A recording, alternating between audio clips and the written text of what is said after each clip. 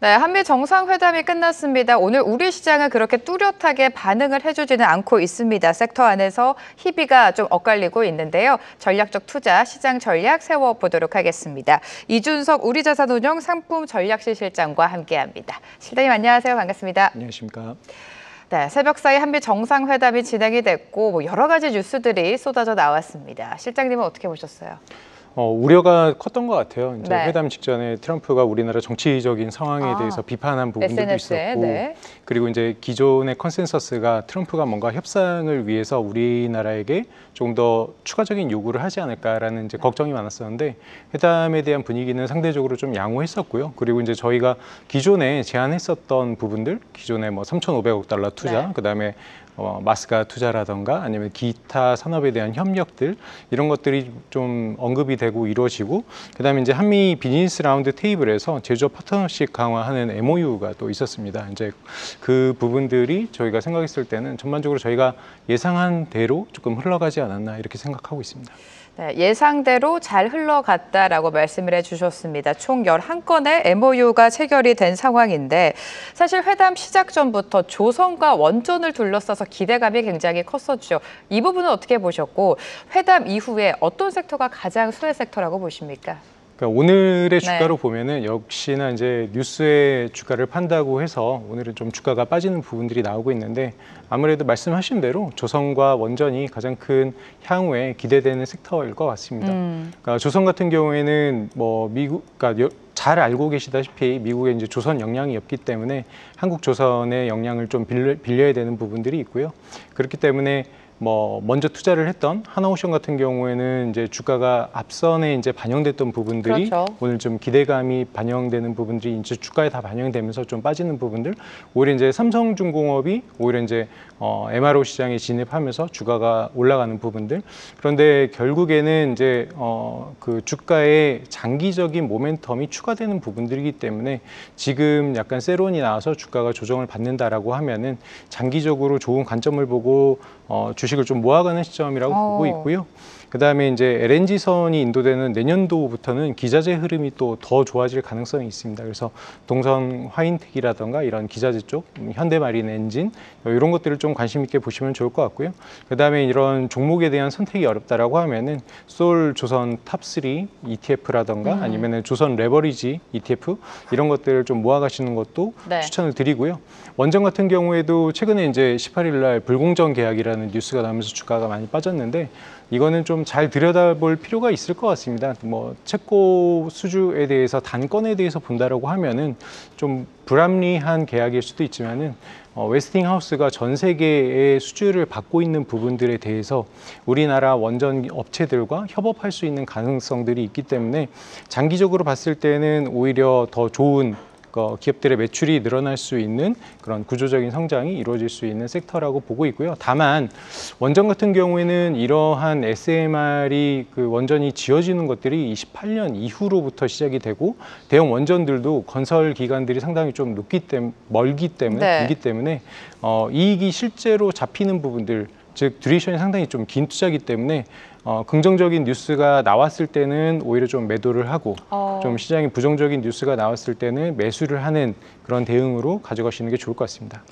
네, 그동안에 좀 주가가 선 반영이 됐던 게 조선주죠. 하나오션을 비롯해서 굵직한 조선주 오늘 하락세를 보이고 있는 반면에 삼성중공업은 MRO 진출 소식과 함께 또 빨간불을 지켜내주고 있습니다. 조선주 긴 호흡으로 봤을 때 긍정적이다. 원전주도 마찬가지지만 원전 산업은 다소 시간이 걸릴 수 있다는 점 참고해 보셔야 될 것 같습니다. 자, 저희가 뭐 조방원 이야기 몇 달째 드렸는데 조방원 중에서 방사는 살짝 부진한 모습을 보였습니다. K방산이 뭐 해외 시장에서 이딴 수주를 받고 있다고 하더라도 우크라 종전 기대감 때문에 좀 이렇게 투심이 꺾인 거 아닌가라는 생각이 들거든요. 어떻습니까? 그러니까 이게 앞선 사례가 있습니다. 네. 작년에 트럼프 대통령이 이제 당선이 되고 나서 자기가 취임하면은 하루 만에 이제 종전을 시키겠다라고 맞아요. 하면서 주가가 그 당시에 하나에어로스페이스, 현대로템 이런 기업들이 한 33% 정도가 빠졌었습니다. 근데 이제 그때 상황을 보게 된다라고 하면은 우리나라 시장이 좋지도 않았고, 그다음에 특별하게 좀 정치적인 이슈가 발생하면서 추가적으로 더 빠졌던 문제가 있었는데, 그때도 좀 센티의 문제가 조금 더 컸다라고 보고 있고요. 그 이후로 이제 주가는 실질적으로 수주가 나오고, 그다음에 어닝 서프라이즈가 지속적으로 나오면서 주가가 올랐었던 부분들이 있는데, 이번 같은 경우에는 고점 대비해서 한 10% 남짓 정도 빠졌다가 지금 좀 회복하는 추세입니다. 근데 제가 늘 말씀드리다시피 평화의 시대가 종료가 되었고, 미국은 이제 고립주의로 들어가고 있고 각자 도생의 시기로 접어들고 있기 때문에 그 이번에 이제 러시아 우크라이나 전쟁에서 저희가 좀 주목해 봐야 될 점은, 보통은 침략국이 패배를 하고 좀 물러나는 부분들이 이제 역사적으로 많은데, 이번에는 침략했던 이 러시아가 영토를 획득하는 이벤트가 발생을 했습니다. 그건 뭐냐면은 앞으로도 동유럽권 국가라던가 여타 국가들이 이 침략을 당하고 국토를 뺏겼을 때는 그렇게 될 수 있는 가능성이 높아졌다라고 봐야 될 것 같습니다. 그렇게 된 시장 상황이기 때문에 전반적으로 군비에 대한 부분들은 확충을 해야 된다. 그런데 한국의 방산들은 기본적으로 가격 가성비가 있고 납기를 잘 맞추는 부분들이 있고, 그다음에 하나에어로스페이스 같은 경우에는 글로벌 수주가 확대되고 있고, 현대로템 같은 경우에도 중동 쪽으로 확산이 되고 있는 부분들이 있기 때문에 여전히 좀 좋게 보고 있습니다. 네, 방산과 관련해서 좀 전략을 세워주셨는데 현 시점에서 눈여겨봐야 될 토픽이 있을까요? 아까 말씀드렸던 하나에어로스페이스 하나에어로스페이스하고 결국에, 현대로템, 그다음에 이제 이런 종목에 대한 선택이 조금 어렵다라고 하면은 플러스 방산 뭐 이런 것들을 선택하시는 게 또 좋은 방법일 것 같습니다. 네, 조선과 원전 마찬가지로 종목 선택이 조금 어렵다며 ETF도 한번 보자라는 말씀까지 해주셨습니다. 자, 이번 주에 엔비디아 실적 발표가 또 예정되어 있습니다. 실적에 대한 기대치가 큰 상황이고, 최근에 또 이슈가 됐었던 게 샘 올트먼이 AI 버블에 대해서 또 인정을 하지 않았습니까? 이번 엔비디아 실적 시장에 어떤 영향을 줄까요? 그 샘 올트만의 발언은 좀 구분해서 봐야 될 것 같아요. 이제 이 반도체에 대한 버블이라기보다는 그 인력에 대한 버블이라고 볼 것 같습니다. 인력을 이제 각 경쟁 업체들이 너무 이제 과도한 금액으로 인재들을 빼나가고 있기 때문에, 그리고 스타트업에 대해서 과도한 비상장에 대한 높은 밸류에이션으로 투자가 이루어지는 부분들이기 때문에 그건 좀 구분해서 봐야 될 것 같고요. 엔비디아는 뭐 여전히 이번에도 좀 좋은 실적을 발표할 것 같습니다. 매출은 이제 459억 달러로 전년 동기 대비해서 53% 정도 이상 올라갈 거로 예상이 되고 있고요. 지금 화면에서 보시다시피 실제 그 계속 우상향하는 추세를 보여주고 있기 때문에 여전히 좀 견조하다라고 볼 수 있을 것 같고요. 이번에도 컨센서스를 충분히 충족하는 실적이 나올 것 같습니다. TSMC가 이제 월 매출 성장이 이제 23% 정도 나온 부분들이 앞서서 나왔기 때문에 이번 실적도 매우 좋을 것 같고요.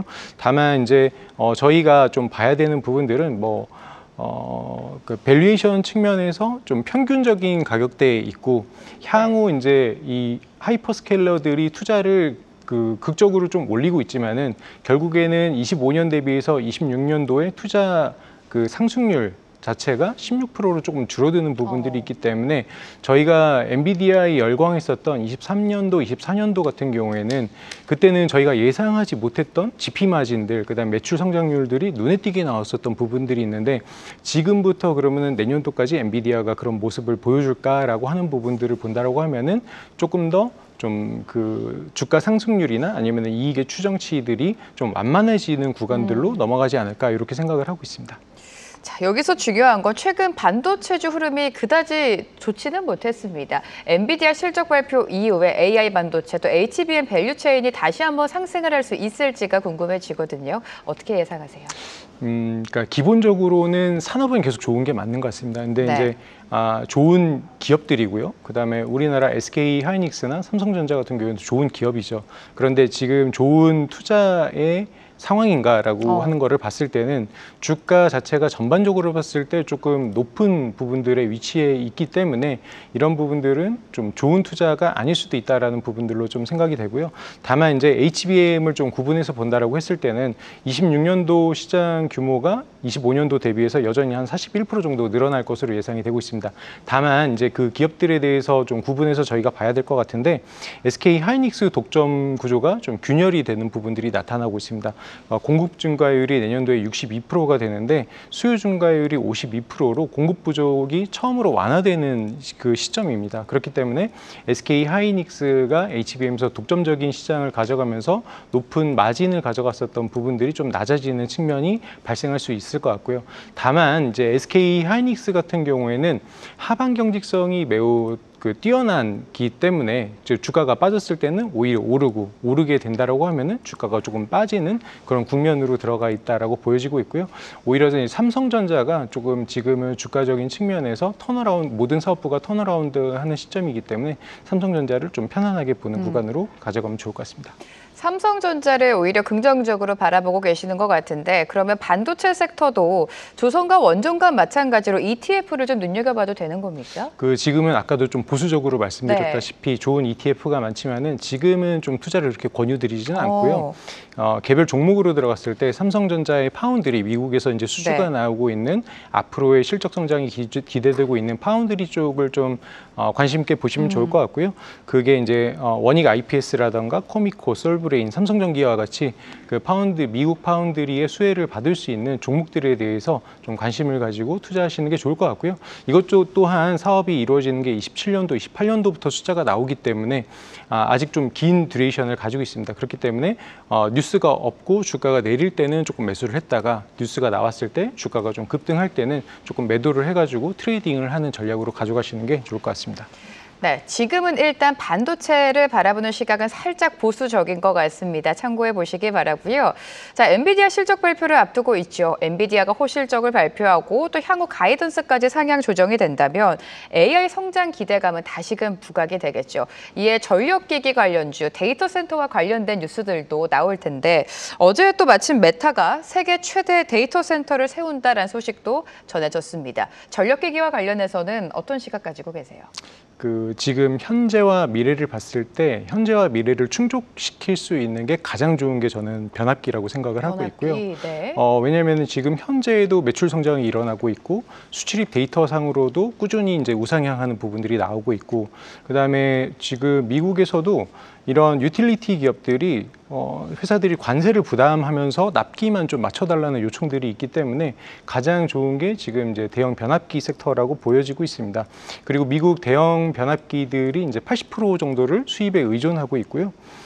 이러한 부분들이 이제 우리나라에 이제 가장 큰 수혜가 되고 있는 부분들이 있는데 최근에 이제 관세와 관련한 부분들이 우려가 나타나는 부분들이 있습니다. 그런데 이제 우리나라 같은 경우에는 각국하고 이제 관세를 좀 비교해 보면은 브라질 같은 경우에 8월 달에 50% 관세, 그다음에 멕시코가 25%, 대만이 20%, 한국이 15%로 결정이 됐기 때문에 지금 보시는 차트와 같이 우리나라 대형 변압기가 6월 달 들어서면서 전 세계의 미국으로 향하는 수입액 중에 가장 높게 가고 있기 때문에 이 변압기에 대해서는 매우 좀 긍정적으로 보시면서 투자하는 거를 추천을 드리고요. 탑픽으로는 효성중공업을 말씀드리고 ETF로는 코덱스 AI 전력 핵심 설비에 대해서 좀 말씀드리도록 하겠습니다. 네, 현재와 미래를 봤을 때 가장 유망한 건 전력기기 안에서 변압기가 될 수도 있다라고 말씀을 해주셨고요. 관련된 토픽으로 효성중공업까지 제시를 해주셨습니다. 자, 최근 시장을 보면 지수가 그렇게 크게 오르지는 못하고 있습니다. 섹터 안에서 종목 안에서 종목별 장세가 좀 일어나고 있는데 9월 시장이 또 다음 주면 시작이 되죠. 아무래도 9월 금리 인하 기대감은 이미 반영이 된 것 같습니다. 자, 9월 시장 어떤 전략으로 대응하면 좋을까요? 이미 이제 제가 계속 나오면서 말씀드렸던 게 시장이 많이 오른 것들이 좀 부담이다라는 말씀을 드렸었습니다. 그래서 시장이 지수로는 좀 횡보를 할 것 같다라고 한 6주 전부터 말씀을 드렸던 것 같고요. 근데 이제 횡보하는 동안에 실질적으로 개별 기업으로 들어가서 보게 된다라고 하면은 사실은 하락한 기업들 그리고 하락률이 상당히 좀 높았었던 부분들이 있습니다.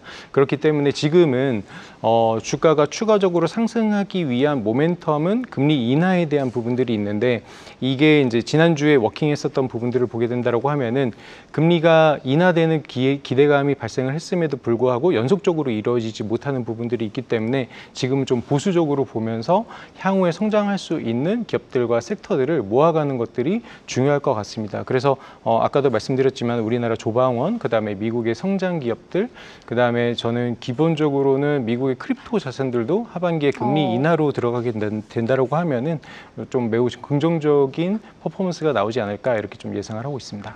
네, 9월 시장 적극적인 트레이딩 전략보다는 그래도 좀 관망하면서 섹터별 움직임을 지켜보자. 국내장 안에서는 역시나 조방원 말씀해 주셨고요. 미국의 성장주까지 짚어주셨습니다.